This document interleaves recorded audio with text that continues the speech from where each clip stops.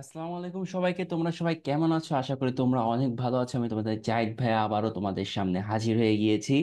আজকে আমরা physics second পেপারের সেমিকন্ডাক্টর ও ইলেকট্রনিক্স যে চ্যাপ্টারটা আছে এইখান থেকে ক খ রিলেটেড যত কোশ্চেন আছে তার একটা সাজেশন দেবো, প্লাস কিছু অ্যান্সার ব্রিফ করবো। ওকে, সো সেমিকন্ডাক্টর ও ইলেকট্রনিক্স চ্যাপ্টারটা অনেক ইম্পর্টেন্ট তোমাদের এইচএসসির জন্য। মাঝে মাঝে একটা থেকে দুইটা সিকিউও চলে আসে, বাট অনেকেই তোমার সেমিকন্ডাক্টর থেকে সিকিউ গুলো অ্যান্সার করা সহজ হওয়ার সত্ত্বেও অ্যান্সার করতে পারে না ক খ এর জন্য।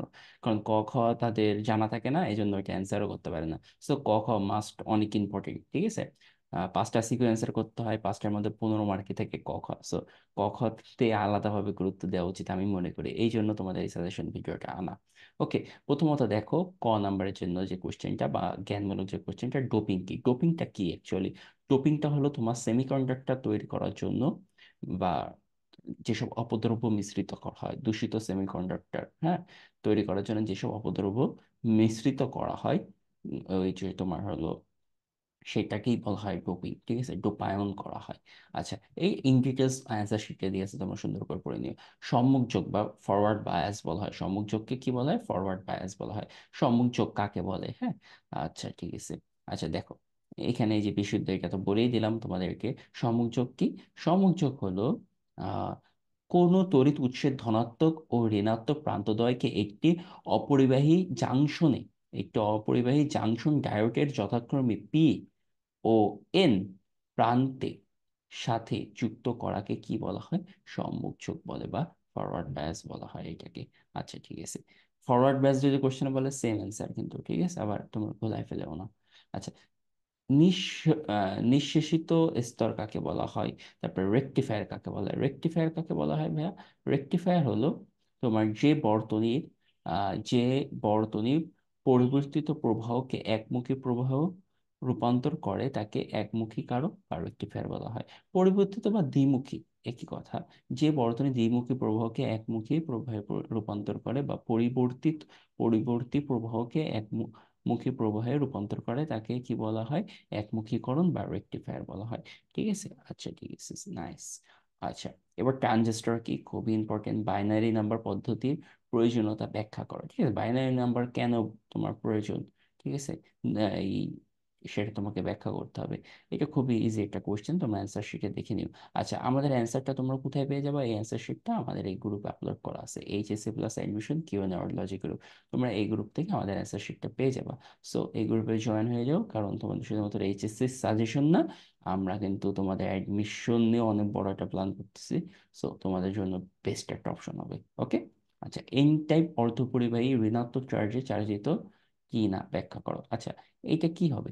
এন টাইপ অর্ধপরিবাহী কি ঋণাত্মক চার্জে চার্জিত? আমরা জানি এন টাইপ অর্ধপরিবাহী, আমরা জানি কি এন টাইপ অর্ধপরিবাহী অতিরিক্ত কিছু ইলেকট্রন থাকে, কিন্তু এই অতিরিক্ত ইলেকট্রন সরবরাহ করে দাতা পরমাণু। কে করে? দাতা পরমাণু করে। এই ইলেকট্রনগুলো মুক্তভাবে চলাচল করতে পারলেও দাতা পরমাণুর ইলেকট্রন দান করে ধনাত্মকভাবে আহিত হয়। ঠিক আছে, ফলে টাইপ অর্ধপরিবাহীটি প্রকৃতপক্ষে তড়িৎ নিরপেক্ষ থাকে। এই টাইপ অর্ধপরিবাহীতে আধান ইলেকট্রন হলেও একটি ঋণাত্মক চার্জে চার্জিত নয়। এটি ঋণাত্মক চার্জে কি চার্জিত নয়? এন টাইপ অর্ধপরিবাহী আধান ইলেকট্রন হলেও এটা কি তোমার ঋণাত্মক চার্জে চার্জিত নয়। আই থিঙ্ক বুঝতে পারছো তোমরা। ওকে, আচ্ছা, এবার নেক্সট কোশ্চেনে আমরা চলে যাই। আর নেক্সট কোশ্চেন কি? বিশুদ্ধ অর্ধপরিবাহিত তাপদ্রবহ মিশ্রিত করা হয় কেন? আচ্ছা, এটা তাপ না, এটা অপদ্রব, এই সরি, এটা বিশুদ্ধ অর্ধপরিবাহী বলছে, কিংবা দূষিত বললে নাই। সো ঠিক আছে, আচ্ছা, আমরা এই কোশ্চেনটা অ্যান্সার একটু ডিটেলস দেখি।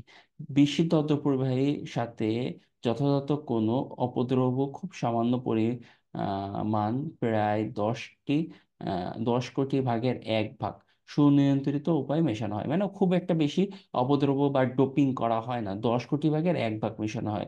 সুনিয়ন্ত্রিত উপায়ে মেশানো হলে অর্ধপরিবাহীর রোধ অনেক গুণ কমে যায়। এই ধরনের মিশ্রণ প্রক্রিয়ায় বিশুদ্ধ অর্ধপরিবাহীকে দূষিত অর্ধপরিবাহিত পরিণত করাকে ডোপিং বলে। ডোপিং, আচ্ছা ঠিক আছে, বুঝতে পারছো? অ্যাকচুয়ালি ওইখানে কিন্তু একটু ভুল আছে। এখানে তাপদ্রব্য হবে না, এখানে অপদ্রব্য হবে।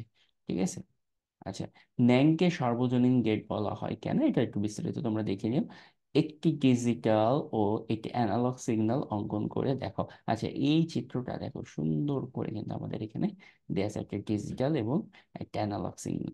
আমাদের ডিজিটাল সিগন্যালটা এরকম উঁচু নিচু উঁচু নিচু উঁচু নিচু এরকম হয়ে থাকে, মানে এইভাবে যায়, হ্যাঁ। আর আমাদের অ্যানালগ সিগন্যালটা এইভাবে, ওই যে তোমার সাইন বা কজের যে গ্রাফটা থাকে না, সাইন বা কজের গ্রাফের মতো ফ্রিকুয়েন্সি টাইপের হয়, হ্যাঁ, একবার উপরে যায় বা নিচে যায়, উপরে যায় নিচে যায়। আর ডিজিটাল সিগন্যাল এরকম বক্রাকার এইভাবে যায়। সো দুইটা সিগন্যাল দেখে নাও, আসলে আঁকাই দিও, আর একটু ছোটখাটো লেখালেখি যা করা লাগে একটু লিখে দিও, ঠিক আছে? সো নেক্সট কোশ্চেন চলে যাই। তাপবৃদ্ধির সাথে অর্ধপরিবাহী রোধের কি পরিবর্তন ঘটে? আচ্ছা, তাপ বৃদ্ধি করলে অর্ধপরিবাহী রোধে কি হয় ব্যাখ্যা করো, ঠিক আছে? তাপ বৃদ্ধি করলে অ্যাকচুয়ালি কি হয়? অ্যাকচুয়ালি কি হয় আমরা কিন্তু জানি, নিম্ন তাপমাত্রায় কিন্তু অর্ধপরিবাহী কাজ করে না।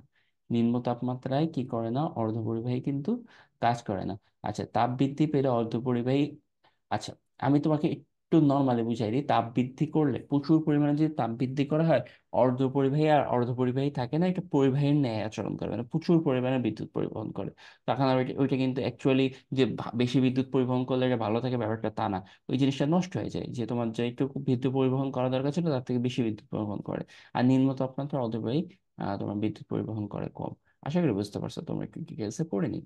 PN junction direct depletion layer charge নিরপেক্ষ ব্যাখ্যা করে, huge important, huge huge huge important. তারপরে পিএন জাংশনে ডাইরেক্ট বিমুখী যোগ প্রদান করলে নিশ্চিত স্তর বৃদ্ধি পায় ব্যাখ্যা করে। এই দুইটা কোশ্চেন ইম্পর্টেন্ট, এই দুইটা কোশ্চেন অনেক ইম্পর্টেন্ট। আশা করি বোঝা গেছে, ঠিক আছে? তারপরে পিএনপি ট্রানজিস্টর অপেক্ষা এনপিএন ট্রানজিস্টর অধিক কার্যকর কেন, এটা তোমরা দেখবা। তাহলে তোমাদের, আমি এই কোশ্চেনটা দেওয়ার মূল কারণ তোমার পিএনপি আর এনপিএন দুইটা ট্রানজিস্টর সম্পর্কে তোমাদের ধারণা হয়ে যাবে যদি এই কোশ্চেনের অ্যান্সারটা পড়ো। সো এই টাইপের কোশ্চেন না হোক, পিএনপি অথবা এনপিএন টাইপের অন্য টাইপের যে কোশ্চেনগুলা, অন্য টাইপের কোশ্চেনগুলো কিন্তু তোমরা অ্যান্সার করতে পারবে। তাপবৃদ্ধিতে অর্ধপরিবাহীর রোধ কমে, কমে ব্যাখ্যা করো। তাপবৃদ্ধিতে অর্ধপরিবাহী কি করে, রোধ কমে বলে কি, বিদ্যুৎ পরিবহন কেবলটা বলো না। তাপবৃদ্ধিতে অর্ধপরিবাহী কি হয়, বিদ্যুৎ বেশি প্রবাহিত করে। বিদ্যুৎ কখন বেশি প্রবাহিত করে, যখন তোমার লোডটা কমে যায়। সো এটা সিম্পলি তোমরা ব্যাখ্যা করে দিলে হয়ে যাবে। আজকে এই পর্যন্ত ছিল তোমাদের সব কয়টা চ্যাপ্টারের কিন্তু আমি ক খ সাজেশন অলরেডি আপলোড করে ফেলছি। এটাই লাস্ট ছিল। আশা করি তোমাদের ভালো লেগেছে। আর সাজেশন গুলো কোথায় পেয়ে যাবা ভাইয়ারা, আরো একবার বলে দিই তোমাদের ভাইয়া না পড়া, এইচএসসি প্লাস অ্যাডমিশন কিউএনএ ওয়ার্ডলজি গ্রুপে, এই গ্রুপে অবশ্যই তোমরা জয়েন হয়ে যাবা। এখানে তো লিঙ্ক পেয়েই যাবা কখয়ের সাজেশনে। তাছাড়াও তোমাদের অ্যাডমিশনে কিন্তু প্রচুর হেল্প হবে, হ্যাঁ। আর ম্যাথ নিয়েও কিন্তু তোমাদের এই গ্রুপে ক্লাস আসতেছে, ওকে? সো জয়েন হয়ে যাও। আজকে পর্যন্ত ছিল, আল্লাহ হাফেজ সবাইকে।